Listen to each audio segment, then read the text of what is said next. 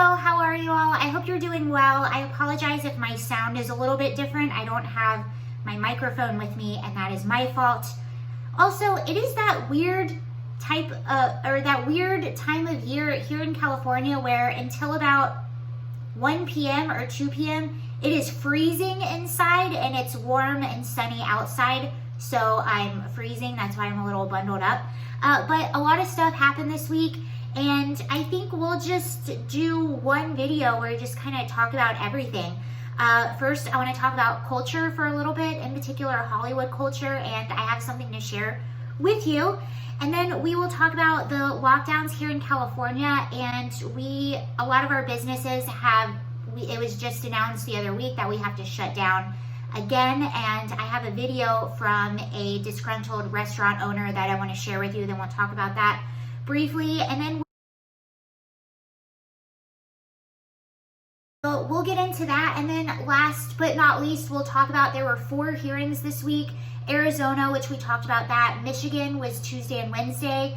And then Thursday was Georgia, which was a surprise to me. I didn't even know they were doing any hearings in Georgia, but some more interesting information came out of Georgia. So we'll briefly talk about that and go through that for a second. But first, let's talk about culture, Hollywood culture. Well, first, I wanted to share with you, you might be new to this channel, but a few months ago I told you I'm an actress, and a production company that I work for, it's actually a conservative production company. We had most of last year a conservative sketch comedy show, and right before the lockdowns came, right before we were all shut down as a country, we wrapped a film, and now it is released. It's on iTunes. It's a satire about the life of Bernie Sanders. I showed the trailer a while ago. You can watch it here. I'll link to it below.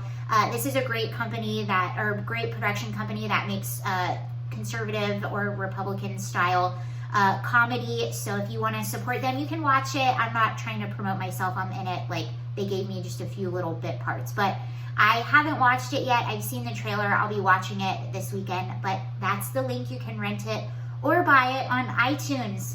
There was no premiere, no wrap party, but you can go in there and watch it. The world has changed since then. And while I'm talking about Hollywood, I've gotten the question before, because I am an actress. I live in Los Angeles. I still have I have an on-camera manager. I audition for a lot of animation. I do other on-camera work too. And people have asked me, have I gotten any backlash from Hollywood or from anyone since being sort of outspoken and having this channel about my beliefs? And my answer is, I'm not really in any like Hollywood circle to really get backlash. I sort of just keep to myself. When my agent tells me I have an audition, I go and audition. If I book, I show up, do my job, and go home. I obviously haven't booked anything big and crazy, so I'm not really a topic of conversation.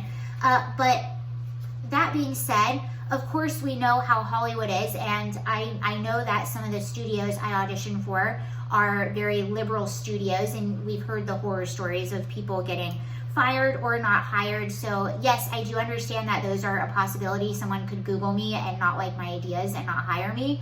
But I started making this channel and I started doing these videos because I'm really passionate about what I talk about. I'm just a person who really likes news and I'm really interested in it. And I, did a lot of research on my own. So I'm just a person that has a hobby and I like to talk about it with you guys. And it comes from a good place. It comes from loving this country and loving people. Sorry about that. It comes from loving this country and loving people and wanting good things for people. And, when you see things that are wrong, you say something. And I like getting to the bottom of things and figuring out why things are happening. So the reason I'm outspoken is for all really good reasons and reasons that I feel right about and I feel good about. So if someone doesn't want to hire me because of that, then I don't really want to work for those people. And I never started acting because I want to be rich and famous. I started doing it because I enjoy it and I know how to write, produce, direct. I have my own camera. I can edit. If I want to act, I can act. I don't need to try to be something I'm not just for someone to hire me. That doesn't sound like a lifestyle that I want to live.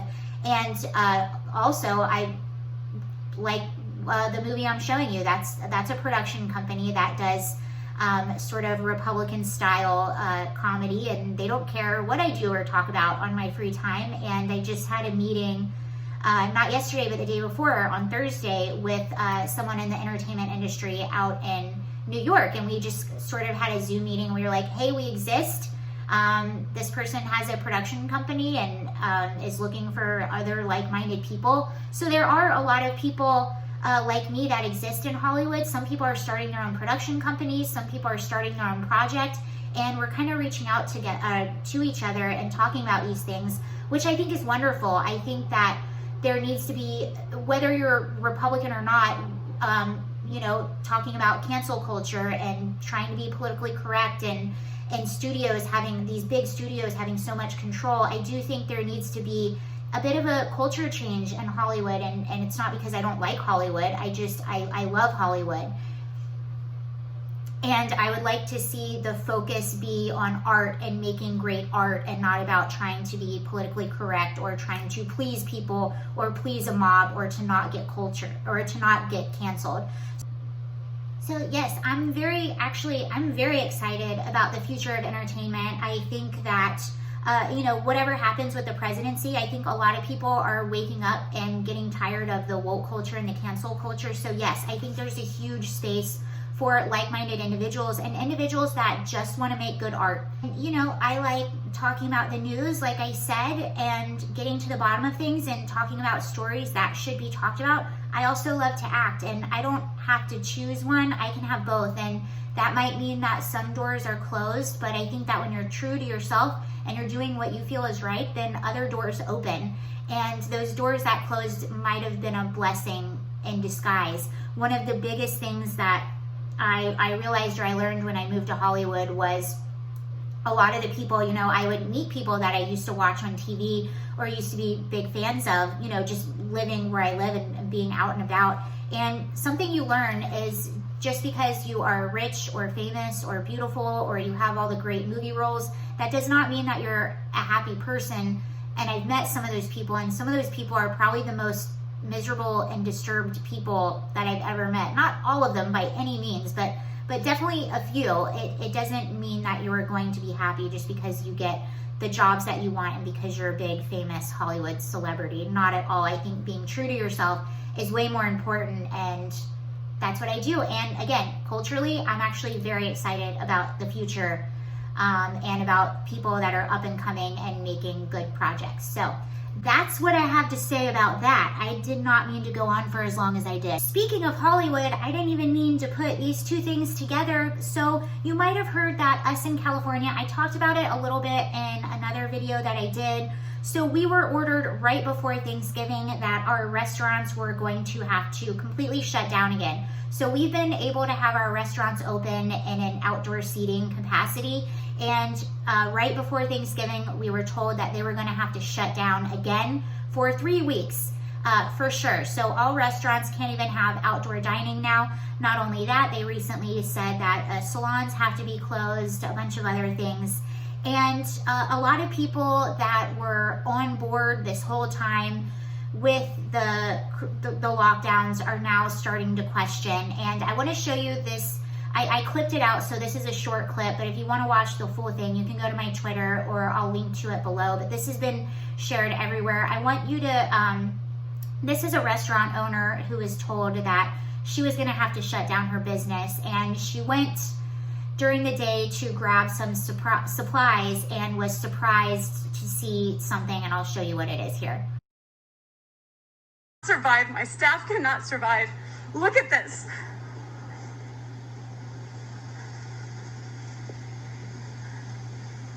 Tell me that this is dangerous, but right next to me, as a slap in my face,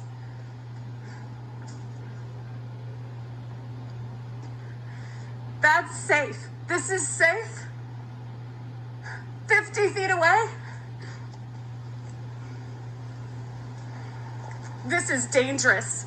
Mayor Garcetti and Gavin Newsom is responsible for every single person that doesn't have unemployment, that does not have a job, and all the businesses that are going under. Not sure if you're aware, and this woman was not aware, this restaurant owner, who that video is absolutely heartbreaking, especially if you watch the entire thing. Movie studios have been given the green light in California by Newsom to go ahead and now they're able to start filming. Well, I don't know if you've ever seen footage from a movie set or ever stumbled upon one, but there's typically crews of just massive crews of people. There are a lot of people that are involved in making a film, especially a studio film. And that was sort of an outside cafeteria / eating area that was put up for the cast and crew, I'm guessing, for the movie, which looks like there were a lot of tables there, way more tables than were at her restaurant. So you can imagine the slap in the face that she felt with that. Another example of rules for thee and not for me. Whoops, Saturday.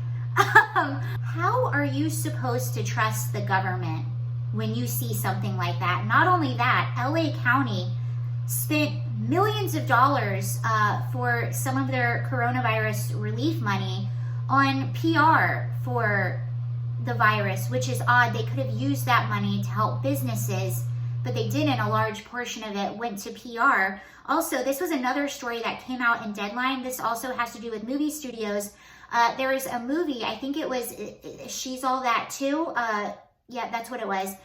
She's All That Too, or something like that, was going to be filming in, I think it was Union Station downtown, which was a COVID testing site.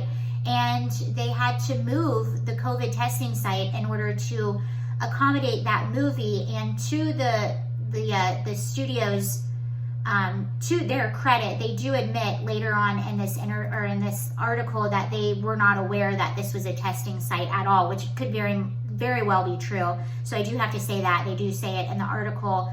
But still, what is going on?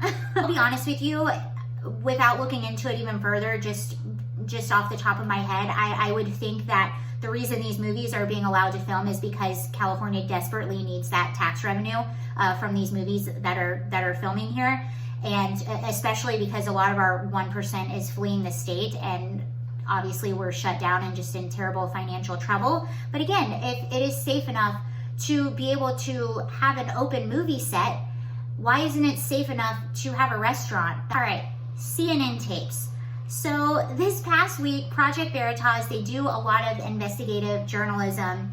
They released a video where they admitted to having inside information and have actually listened in on the morning calls with the president of CNN and some executives for the past few months. And they announced that they were going to start releasing bits and pieces of these calls. When they did that, CNN got a little scared, I would say. That's my assessment of it.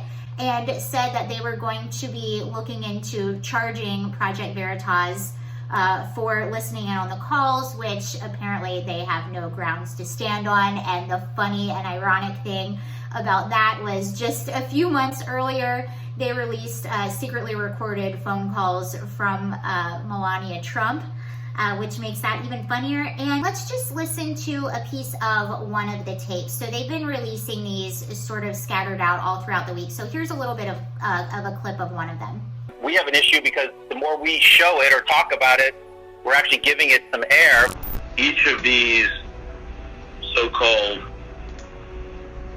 scandals for Trump, each of these things, we should just once again be careful to say that this is the one that is going to undo him with his voters. He is the head of CNN. And if you listen to all the tapes, none of the tapes to me were anything that were seriously damning. I think if anything, they were just embarrassing for CNN and embarrassing for a news organization just in general. But the point of the tapes is, I say they're not really damning. This is stuff that you and I already knew. We know that CNN is a propaganda machine. We know they purposely suppress some stories and not tell you other stories. But this is just, you have it right here in front of you from the head of CNN. And James O'Keefe, so James O'Keefe is the head journalist at Project Veritas, the one that got these phone calls and the one that is releasing this information. And what he said was this. He said something really interesting. So he's the head of Project Veritas.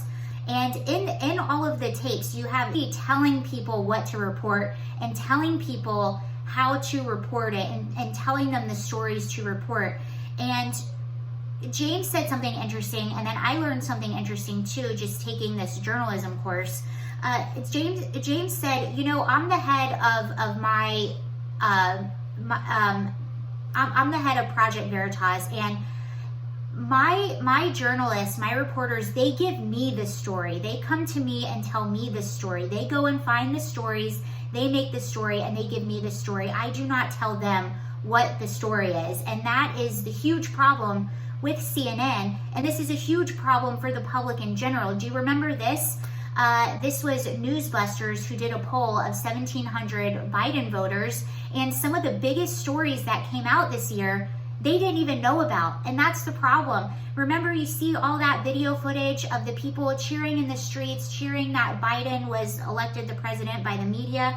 The problem is that if you go and interview those people, none of them probably have any idea why they're actually voting for Biden. And if you were to talk about some of the biggest stories that came out within the past month, a lot of those people, or within the past few months, a lot of those people wouldn't know about it. So CNN and Big Tech actively suppressed the Hunter Biden laptop scandal. They actively suppressed the serious sexual assault allegations that Biden had on him. They actively suppressed Operation Warp Speed. Basically anything good that the Trump administration did, they actively suppressed. And anything bad that came out about the Biden administration, they actively suppressed and propped up propaganda. And what I've been learning in my journalism course, just a few weeks in, I'm learning there's several types of journalism. There's two bad kinds, which is sensationalism and propaganda. And then there's the two other kinds. There's just straight up journalism where people are just giving you the story and being very objective, not giving their opinion. That's typically what you'll see on a lot of local news stations. And then there's kind of what a lot of commentators do and sort of how I present information. There's point of view journalism, which is okay too. You're giving the facts, giving the stories, trying to be as fair as possible, but then giving your point of view on top of it. And when you give your point of view, you always say, this is my point of view. You make it clear that these are the facts, this is my point of view. And that's not what CNN does, and these tapes sort of prove that. That's why I do think they're significant, although there wasn't anything like, whoa, oh my God, I can't believe that's going on, everyone's going to jail. There wasn't anything like that. But they were pretty interesting, and it is pretty embarrassing for CNN. And for anyone that knows a thing or two about journalism, in my opinion, is on the mainstream level completely dead. And anyone that knows, or anyone that has common sense, you don't even have to know anything about journalism. CNN is no longer journalism. They are 100% propaganda, in my opinion. Maybe there's a few good shows on daytime CNN. I don't know. I don't know of any, but it's not a great look for them. Last but not least, the hearings. The hearings were all week. Like I said, let's see, Arizona was Monday, Michigan was Tuesday and Wednesday, and Georgia was Thursday. So I'm just gonna play you a few short clips, some clips that sort of stuck in my mind from the whole weekend, or from the whole week, and then we'll talk about it. Here they are. Of order. What all right? the concerns out of order. Do you have a point of order? I'm sorry? Do you have a point of order? Yes. What is your point of order? Point of order is to have them under oath. You're out of order. As I've said, this is something that is not done here in this state. It's really only... It may not be done under the state, but you're not a allowing court. people to come in here and lie, and I know they're lying. Representative, you're out of order. I've indulged you, but you're out of order, and we're going to move on. And on behalf of my witnesses, I would like to point out that every single witness we've presented here has sworn an affidavit as to all of these facts. And so... Representative, please, I gave you some room there, but we're going to move on. We're going to go May now. I say something, please? Sure. If that is what you want me to do, I would do it. And I will still repeat the exact same thing I watched. And you know what? I also want to say one thing. If it is a lie, it may change because a liar has to have a lot of memory power. If it is truth, you can ask me in the middle of the night, it'll still be the same. What did you guys do? Take it and do something crazy to it? I'm just saying the numbers are not off by 30,000 votes. So I know what I saw. That they're filling in. I know what I saw, and I signed something saying that if I'm wrong, I can go to prison. Did you? Okay, I'm just trying. Parents, I heard you say several times this has been debunked, but I also just heard that this video just appeared last night. So how could it have been debunked? Well, my response, not being an expert, is that these very allegations came up right away after the election, almost a month ago, and have been repeatedly discussed by the Secretary of State's office, including everything that we're seeing here. But is this And not there have been explanations for all of it. Is this not the first time this video has been shown? I believe that this is the first time this video has been seen. And It is. And That's the news correct. media hasn't seen this video or have not? They have not. They have not. Because I've been in contact with counsel for the State Farm Arena, and As far as what is going on legally and where exactly the Trump legal team is and all these other lawsuits, that is kind of a cluster right now, and I think we'll have more solid information next week. Because right after all the hearings happened, this video popped up. This was out of Georgia. This was from the area that was supposed to have the pipe leak, where they told everyone to leave. They told everyone they were stopping the counting. And then you clearly see in the video that they are pulling ballots from under a table, and they continue counting when they told people to leave and that they were finished counting. So that video, I believe, is being investigated in Georgia. I don't know what that means. My biggest takeaway from everything that I watched all week, and yes, a lot of what you heard from the hearings was very compelling. There were hours of witness testimony.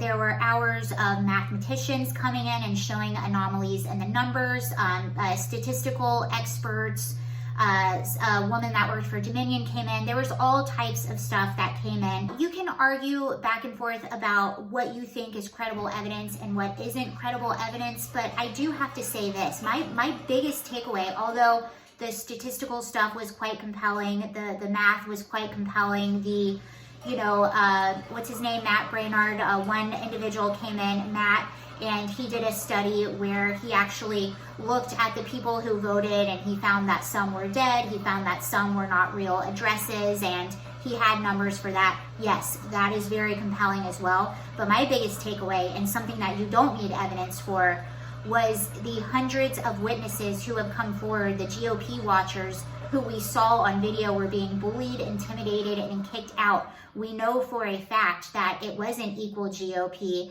and Democratic watchers in some of these areas. And we know for a fact that a lot of these GOP individuals were bullied, they were kicked out. At some point, I would even go as far as calling it harassment.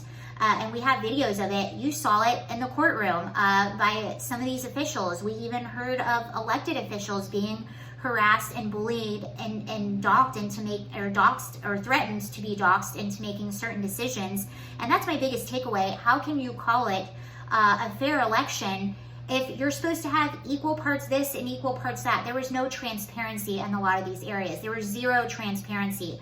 So how can you have a fair election if there was no transparency? And how can you even have adequate evidence if the people that should have been collecting evidence were kicked out in some cases and not able to even observe? And it seemed like some of the egregious forms of bullying and intimidation were Pennsylvania and Michigan. Some of the stories that came out of the TCF Center, and that's where you saw the pictures of them putting the poster board on the windows and things of that nature. That's where some of the most disturbing accounts of bullying and intimidation came from. That is not the United States of America, and that is not how any election should be run. It sounds like stories out of some insane high school that can't be controlled. That's what it sounds like. It sounds like a bunch of, it brings me back to high school, not adults conducting one of the most important elections of our lifetime. And that to me is an embarrassment,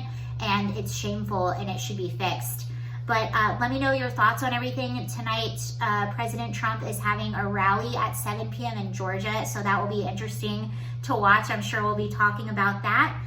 Let me know how you're feeling about everything. There was just so many hearings that happened and a lot of information coming out. So we will see what happens. I have a feeling it'll be a very active week, especially Monday, Tuesday, Wednesday next week, and we'll have more information and things to talk about. But thank you guys for watching. I hope you're having a wonderful weekend, and I'll see you later.